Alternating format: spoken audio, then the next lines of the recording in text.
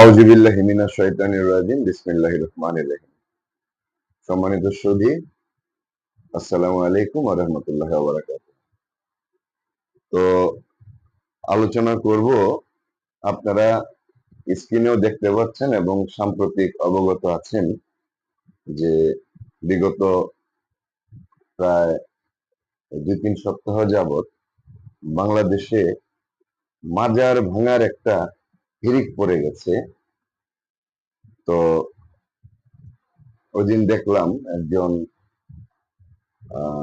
দাড়িওয়ালা টুপি পরা খুব সুন্নতের লেবাস ধরা একজন লোক, সে ওপেন লাইভে বলতেছে যে তার মনের আশা পূর্ণ হচ্ছে, মাজারগুলি ভেঙে ফেলা হচ্ছে, খুব আনন্দিত। তো আবার অন্য দিক থেকে দেখা যাচ্ছে যে যারা মাজার কেন্দ্রিক, যারা ওই ইয়েতে জড়িত আছে, তারা আবার আন্দোলন করতেছে, মাজার ভাঙার প্রতিবাদ করতেছে। তো মূলত নিরপেক্ষ ব্যক্তি হিসাবে আমি এই মাজারগুলি ভাঙার তীব্র নিন্দা জ্ঞাপন করতেছি। এই কারণে আমি আমার ক্ষুদ্র জ্ঞান থেকে কিছু আলোচনা করব যে মাজারটা কি, বা মাজারে কারা শায়িত আছেন, এবং এটা ভাঙা বা অশান্তি সৃষ্টি করাটা কি প্রকৃত মুসলমানের দায়িত্বের মধ্যে পড়ে কিনা, এই বিষয়গুলো নিয়ে একটু কথা বলবো। তো প্রথমে আমরা বলতে চাই যে মাজার জিনিসটা কি, বা মাজারের অর্থটা কি। মাজার মূলত হচ্ছে আরবি শব্দ। আমরা যারা ২-৪ লাইন লেখাপড়া করি, করেই এই কোন বিষয়ে পাণ্ডিত্য দেখাইতে চাই, যে কারণে মুরব্বীদের একটা কথা প্রচলিত ছিল যে অল্প বিদ্যা ভয়ঙ্করী, জুতারে বলে আলমারি। মানে বিদ্যা যদি অল্প হয় তাহলে জুতাকে সে আলমারি বলবে, এটা মুরব্বীদের মুখের কথা। আসলে ইসলাম এত বৃহৎ একটা বিষয়, এটা ২-৪ পাতা কিতাব পড়ে আপনি এটাকে যদি মনে করেন যে আপনি ধারণ করে ফেলছেন, এর থেকে চরম বুকামি পৃথিবীতে আর কিছু নাই। এবং আমাদের সম্পূর্ণ অশান্তির কারণ হচ্ছে, মুসলমান হিসেবে পবিত্র কোরআনের লঙ্ঘন হচ্ছে আমাদের মূলত অশান্তির কারণ। তো মাজার আরবি শব্দ, মাজারের টাটকা বাংলা শব্দ হচ্ছে জিয়ারতের স্থান, যেখানে আমরা জিয়ারত করব। তো আমরা কবরও জিয়ারত করে থাকি, মাজারও জিয়ারত করে থাকি। তো একটা হচ্ছে যে এই মাজারের মধ্যে কারা শায়িত থাকেন। তো আমরা যদি সেই তৎকালীন ভারতীয় উপমহাদেশের কথা চিন্তা করি, তাহলে দেখা যাচ্ছে যে আমাদের এই বাংলাতে যে ইসলাম প্রচার করতে আসছেন, আমাদের বাংলার সিলেটে পুণ্যভূমিতে শায়িত আছেন হযরত শাহজালাল, হযরত শাহ পরান রাদিয়াল্লাহু আনহু।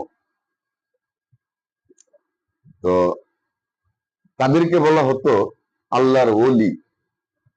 তো ইসলাম, ভারতীয় উপমহাদেশের ইসলাম ঘাটতে গেলে যে জিনিসটি পাওয়া যায়, যে ইসলামের দাওয়াত একমাত্র দিয়েছিল আল্লাহর ওলি যারা, তারা।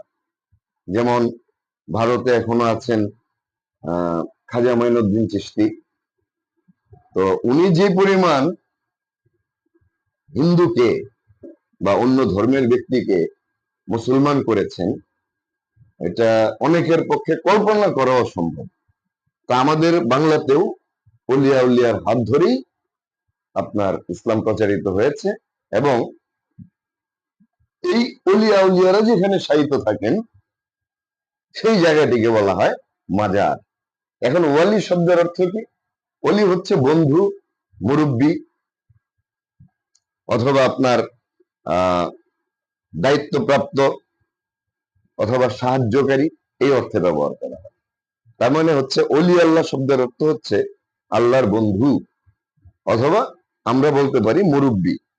তো একটা হচ্ছে যে এই বাঙালি মুসলমানকে শব্দের খেলা দেখায় একদল হুজুর বা একদল ধর্ম ব্যবসায়ী কান্নায় লিপ্ত করতেছেন, প্রধান্বিত করে ফেলতেছেন। বাট কখনো মুসলমানরা একবার চিন্তা করে না যে আমি একটু, যেহেতু আমার মাতৃভাষা হচ্ছে বাংলা, আমি বাংলা অর্থটা বোঝার চেষ্টা করি। বিশ্বাস করেন, আপনি যদি বাংলা অর্থটা বুঝেন, বোঝার পরেই আপনি দেখবেন যে কত ভ্রান্ত ধারণার উপর আপনি প্রতিষ্ঠিত ছিলেন। তো অলি যেখানে শায়িত থাকেন সেটাকে বলা হয় মাজার। তো অনেকে বলেন পীর। এখন অনেকেই বলেন যে সৌদি আরব, সারা সৌদি আরব ঘুরে কোথাও পীর পায় নাই। হ্যাঁ, সারা সৌদি আরব ঘুরলে কোথাও পীর পাওয়া যাবে না, কারণ পীর কোনো আরবি শব্দ না। পীর আরবি শব্দ না, পীর হচ্ছে ফার্সি শব্দ। পীরের বাংলা অর্থ হচ্ছে মুরব্বী, বয়োজ্যেষ্ঠ মুরব্বী, যার কাছ থেকে আমরা শিখবো, মুরব্বী। তাহলে আপনার এটার সমর্থক শব্দগুলি কি? সমর্থক শব্দগুলি হচ্ছে শায়েখ। শায়েখ মানে হচ্ছে শিক্ষক বা মুরব্বী। তো আপনি সৌদি আরবে আরবি শব্দ হচ্ছে শায়েখ, তাহলে আপনি তো পীর পাবেন না, কারণ পীর তো ফার্সি শব্দ। তাহলে আপনি এখানে শায়েখ পাবেন। দেখবেন আমাদের দেশে অনেকে ওয়াজ করার সময় বলে শায়েখ আহমদুল্লাহ, শায়েখ আব্দুর রাজ্জাক বিন ইউসুফ, অথচ শায়েখ অর্থ হচ্ছে শিক্ষক বা মুরব্বী। আবার আপনি যখন তাবলিগ জামাতে যাবেন, দেখবেন তাবলিগ জামাতে বাংলায় বলতেছে যে এখন বক্তব্য রাখবেন আমাদের মুরব্বী অমুক। তাহলে একটা জিনিস, বাংলাতে কিন্তু সবই মুরব্বী। শায়েখ অর্থ মুরব্বী, পীর অর্থ মুরব্বী, এবং মুরব্বী মানেও তো মুরব্বী। কিন্তু ওই কিছু কিছু কর্মকে কেন্দ্র করে এই পীর এবং অলিয়া উলিয়াদের উপর আগে থেকে একটা আক্রমণাত্মক মনোভাব চলে আসছিল এক মুসলমানদের, এক পরিপন্থী, মানে এক পন্থের লোক যারা, তাদের। তো এখন আমরা যদি একটু দৃষ্টিকোণ দেই যে আমাদের তাম মুসলমানের শিক্ষাগুরু, ধর্মগুরু এবং সমস্ত নবীদের, নবী আম্বিয়াদের লিডার বা সর্দার, পৃথিবীর সর্বশেষ নবী রহমতাল্লিল আলামিন এবং সর্বকালের সর্বযুগের সর্বশ্রেষ্ঠ মহামানব, দি ওয়ান এন্ড অনলি হযরত মুহাম্মদ সাল্লাল্লাহু আলাইহি সাল্লাম ওলিদের ব্যাপারে কি বলেছেন। তার হাদিস বুখারী শরীফ 6502 নম্বর হাদিসে সুস্পষ্ট রাসূলুল্লাহ ঘোষণা দিয়েছেন। এটা হচ্ছে আবু হুরাইরা রাদিয়াল্লাহু আনহু থেকে বর্ণিত একটি হাদিস। রাসূল সাল্লাল্লাহু আলাইহি সাল্লাম বলেন, রাসূল সাল্লাল্লাহু আলাইহি সাল্লাম বলতেছেন, কি বলতেছেন? ওনার পাক জবান থেকে বলতেছেন, আল্লাহ বলেন, যে ব্যক্তি আমার কোনো ওয়ালির সাথে দুশমনি রাখবে, আমি তার সঙ্গে যুদ্ধ ঘোষণা করব। আমার কথা না, কোন শায়েখের কথা না, কোন ইমাম সাহেবের কথা না, ইসলাম ধর্মের প্রবর্তক, সর্বযুগের সর্বশ্রেষ্ঠ রাসূল হযরত মুহাম্মদ সাল্লাল্লাহু আলাইহি সাল্লাম তার পবিত্র জবান মুবারকে বলেছেন, আল্লাহ ঘোষণা দিয়েছেন যে আল্লাহর ওয়ালির সাথে মানে করবে, এই দুশমনি করবে, আল্লাহ স্বয়ং তার সাথে যুদ্ধ ঘোষণা করবে।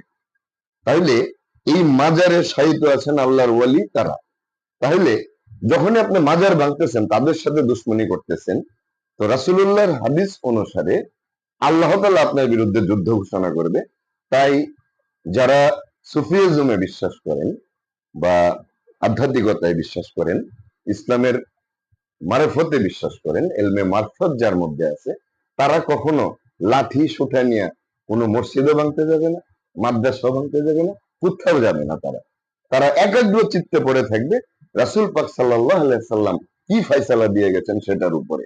তাহলে আল্লাহ যুদ্ধ ঘোষণা করবে। তারপর রাসূলুল্লাহ আরো বলতেছেন, আল্লাহ আরো বলতেছেন, আমার বান্দা যে সমস্ত ইবাদতের মাধ্যমে আমার নৈকট্য হাসিল করে থাকে, তার মধ্যে ওই ইবাদতের চেয়ে আমার কাছে অধিক প্রিয় আর কোন ইবাদত নেই। আর বান্দা নফল ইবাদতের মাধ্যমে আমার নৈকট্য অর্জন করতে থাকে। তাহলে যারা ওয়ালি বা আউলিয়া যারা রয়েছেন, তারা রাসূলুল্লাহর হাদিস মোতাবেক আমরা যদি ধরি, তাহলে তারা কিভাবে আল্লাহর নৈকট্য লাভ করে ওলি হয়েছেন? তারা অধিক পরিমাণ নফল ইবাদত করে এবং ইবাদতের মাধ্যমে তারা আল্লাহর নৈকট্য লাভ করেছেন, এবং আল্লাহর কাছে এই ইবাদতের চেয়ে প্রিয় আর কিছু নেই। আল্লাহ ঘোষণা দিতেছেন, রাসূল পাকের কাছে আল্লাহ ঘোষণা দিয়েছেন এটা। এমনকি এমনকি অবশেষে আমি তাকে আমার প্রিয় পাত্র বানিয়ে নেই। আল্লাহ বলতেছেন, যিনি অলি হয়ে যাবেন, সর্বশেষ ফলাফল সার্টিফিকেট, আল্লাহ তাআলা তাকে তার প্রিয় পাত্র বানিয়ে নেন। তাহলে এটা রাসূলের হাদিস থেকে ঘোষণা, রাসূলের জবান কর্তৃক ঘোষিত যে অলিয়া উলিয়া হচ্ছে আল্লাহর নৈকট্য প্রাপ্ত ব্যক্তি, আল্লাহর বন্ধু তারা এবং আল্লাহর প্রিয় পাত্র তারা। তারপর আরেকটি কথা বলছে খুব ইম্পর্টেন্ট, আল্লাহ এতটুক প্রিয় বানিয়ে দেন, তখন কি হয় যে এই অলিয়া উলিয়ার কান আল্লাহর কান হয়ে যায়, অলি আউলিয়ার চোখ আল্লাহর চোখ হয়ে যায়, এবং অলি আউলিয়ার পা আল্লাহর পা হয়ে যায়। কি বুঝে যে হযরত মুহাম্মদ সাল্লাল্লাহু আলাইহি ওয়াসাল্লাম যে আল্লাহর এতই নৈকট্যে চলে যায় একজন অলিয়া উলিয়া, যে আল্লাহর রূপটা তখন তিনি ধারণ করে ফেলেন।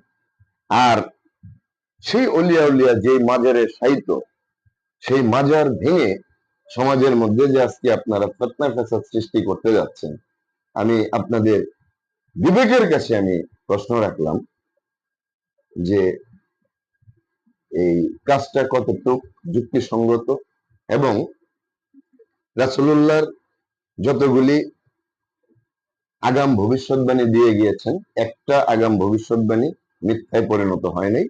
তো আমার কেন জানি মনে হচ্ছে যে যারা মাজার ভাঙতেছেন তাদের বিরুদ্ধে অচিরেই আল্লাহ তাআলা যুদ্ধ ঘোষণা করতে পারেন, এবং যেই কারণে আপনাদের এই নাফরমানি কাজকর্মের জন্য সমগ্র বাংলাদেশের উপরও একটা গজব বা একটা বালা মুসিবত আসার সম্ভাবনা আছে।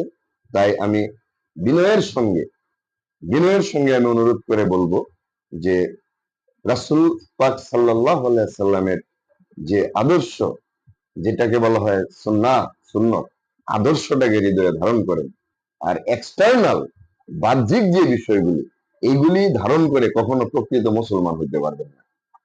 রাসূল পাক সাল্লাল্লাহু আলাইহি সাল্লামের জুব্বা পরিধান করে আপনি বলতেছেন এটা সুন্নাহ, কিন্তু অরিজিনালি দেখেন তো চিন্তা করে, রাসূল পাক সাল্লাল্লাহু আলাইহি সাল্লামের জুব্বা মুবারক গায়ে দেওয়ার মতো ক্ষমতা বা ওই শক্তি বা ওই হিম্মত, ওই পাওয়ার অন্য কারো ছিল কিনা? ওয়াশকুরুনি, হযরত ওয়াশকুরুনি যিনি ছিলেন উনি ছাড়া। উনি এইভাবেই আল্লাহর ওয়ালি হয়েছেন এবং আল্লাহর নৈকট্য লাভ করেছেন বিধায় রাসূলুল্লাহ জুব্বার ভার উনি গ্রহণ করতে পেরেছেন। তাই এইসব লোক দেখানো বাহ্যিক ইয়ে না করে ইসলামের যে মূল আদর্শ, শান্তির ইসলাম, হযরত মুহাম্মদ সাল্লাল্লাহু আলাইহি সাল্লাম আরবের ভূমিতে যে শান্তি প্রতিষ্ঠা করে দিয়ে গিয়েছেন, হেরা পর্বতের গুহায় যে উনি 15 বছর 1 মাস 17 দিন যে ধ্যান উনি করেছিলেন শান্তির জন্য, মানবতার কল্যাণের জন্য, শান্তির জন্য। আসুন আমরা যে যেই তরিকারই হই না কেন, পারস্পরিক সম্প্রীতি বজায় রাখি, পারস্পরিক সম্মান বোধ বজায় রাখি। আদারওয়াইজ আপনি কিন্তু, আমি আজকে হাদিসের উপরে বললাম, কোরআনে আয়াত আসছে, এগুলিতে আর ঢুকবো না। আপনারা নিজেদেরকে হেফাজত করুন, ইমানের হেফাজত করুন, কারণ আপনার বিচার আপনারই, আপনার জবাবদিহিতা শুধু আপনারই। যদি আপনার ভাষাতেও বলি, ইয়া নাফসি ইয়া নাফসি ইয়া নাফসি ছাড়া পরকালে আর একটি কথা বলার অধিকার বা ক্ষমতা, আপনি শায়েখ, আপনি ইমাম, আপনি ইসলাম গবেষক, যত বড় ব্যক্তি হন, এর বাইরে আর কোনো ক্ষমতা নেই। আপনাকে কখনো প্রশ্ন করা হবে না।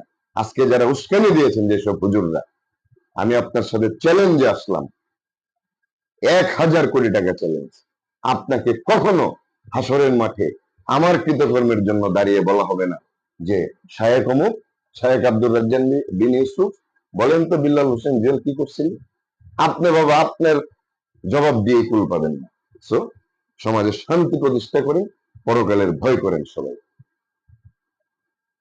আর একটি মাজারেও যেন এই দেশে হাত না দেওয়া হয়, সেই জন্য আমি বর্তমান যারা প্রশাসনে আছেন তাদের দৃষ্টি আকর্ষণ করছি। সবাই ভালো থাকবেন, সুস্থ থাকবেন। আল্লাহ হাফিজ।